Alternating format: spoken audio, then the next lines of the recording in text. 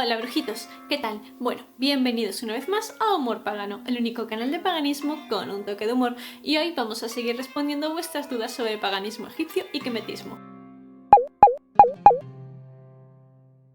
La pregunta de hoy viene de parte de uno de nuestros mecenas de Patreon y dice lo siguiente. Alguna vez leí que los sacerdotes egipcios solo usaban vestimentas de origen vegetal. ¿Había alguna razón espiritual para esto?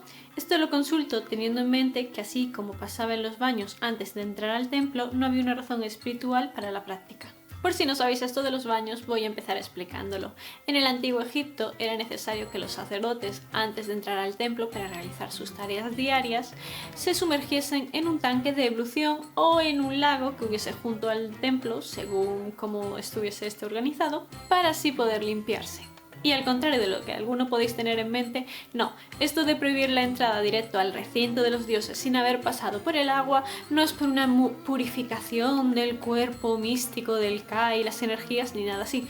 Sencillamente es que en Egipto hace calor, hace mucho calor.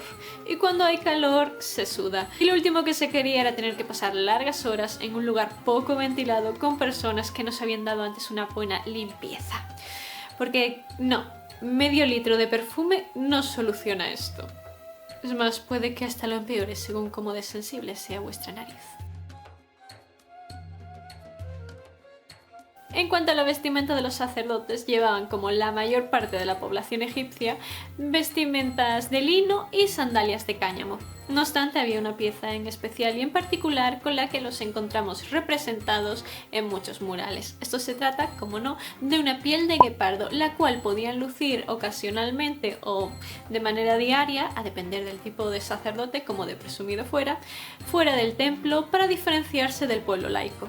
Esto podía ser algo puntual durante unos meses, pues recordemos que el puesto de sacerdote no es algo para toda la vida, o por el contrario podía extenderse durante un montón de años si la persona decidía proseguir su estancia en el templo. Pero aunque les gustase disfrutar y presumir de esta clase de prendas, nada más entraban al templo debían despojarse de ellas, pues tanto la lana como el cuero se tratan de materiales no puros. Por supuesto, aunque se consideran materiales no puros, eso no quería decir que fueran impuros, por lo que encontramos a más de una persona adinerada invirtiendo una cantidad considerable en pieles de lujo para poder presumir de estas en esas noches frías del verano egipcio.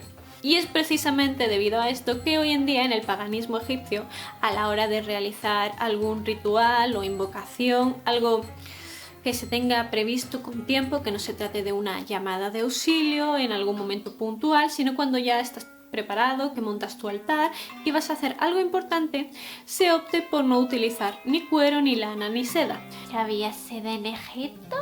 No, la seda tardaría todavía un par de siglos más en llegar a Occidente. Pero teniendo en cuenta el proceso de elaboración que tiene esta, es por el motivo que algunos paganos egipcios prefieren evitarla para colocar en su lugar algún pañuelo de lino o tal vez de algodón. O incluso sintéticos antes que seda. Como es el cumpleaños de Ral, le he comprado esto de pelito para que se lo pongamos en el altar. Mire qué suave. Seguro que aprecia mucho el regalo y le hace feliz recibir algo, porque hace mucho tiempo que seguro que nadie le regala algo, no mucho, pero seguro que lo aprecia desde el fondo de su corazón. Pero ya se lo ponemos más adelante cuando vuelva a hacer frío fuerte.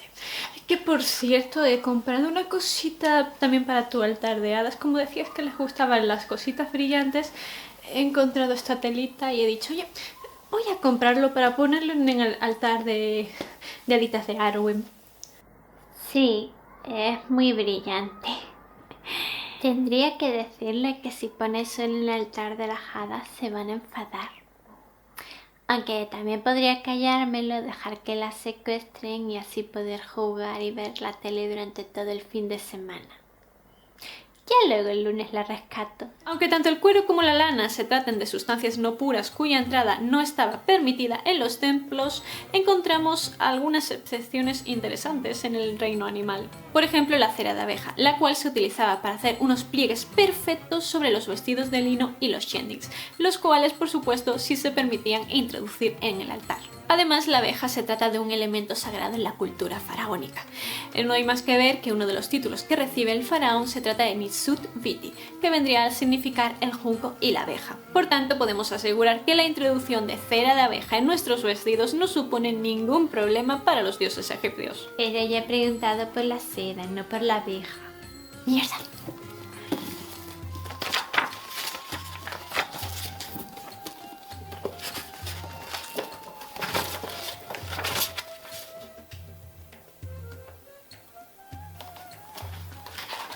Shendit, Shendit, Shendit, Shendit, Shendit, Shendit, ta ta ta ta ta ta ta.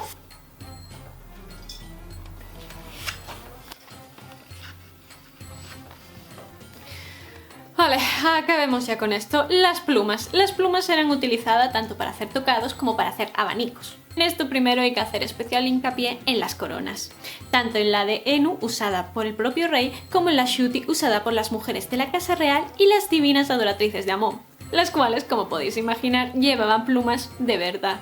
Y sí, ya sé que esto no tiene nada que ver con el cuero, pero tengo que hacer tiempo para llegar a los 8 minutos y hacer doble monetización de vídeo. Pero bueno, el caso es que durante los festivales, especialmente aquellos en los que se hacían procesiones, como ya os comenté en otro vídeo por encima, hay que hacer una cosita muy especial y es abanicar a la deidad. Y estos abanicos se hacían con plumas, auténticas plumas.